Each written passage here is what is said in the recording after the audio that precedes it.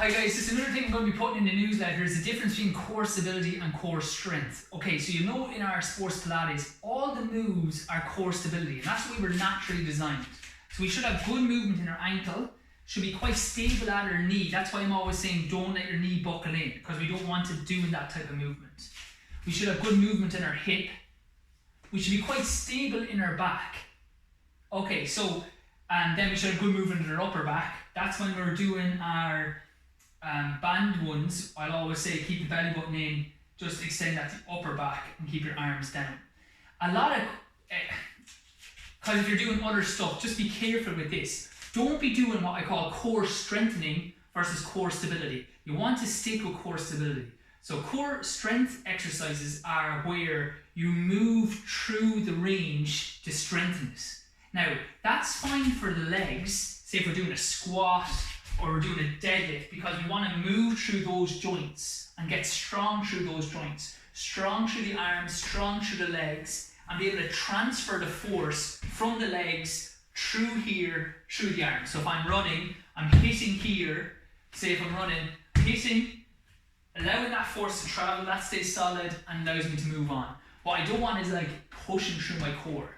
It's dangerous on your spine because the discs, they're not built, like it's not built to be able to move here. It's built to be stable here and allow good movement down here. You don't want excessive movement.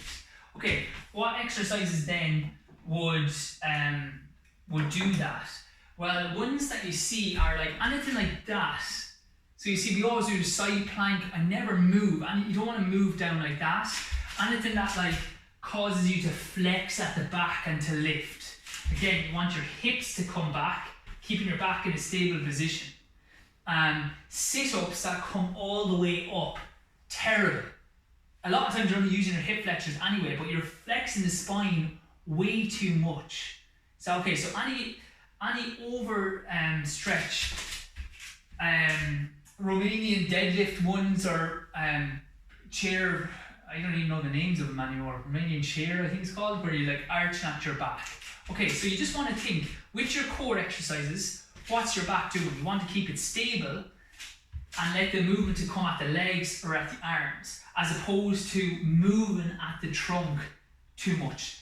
Anything like any of those side weight exercises, any flexion ones, any extension, anything that you're moving way too much through your lower back, leave out. Core strength doesn't work the body in relation to performance because it doesn't teach you how to keep that stable when other joints are moving, and it's a really, really increased injury risk. So focus on core stability exercises, not core strength. And the difference is movement. Okay, if you're moving in the spine, it's strength, stay away from it.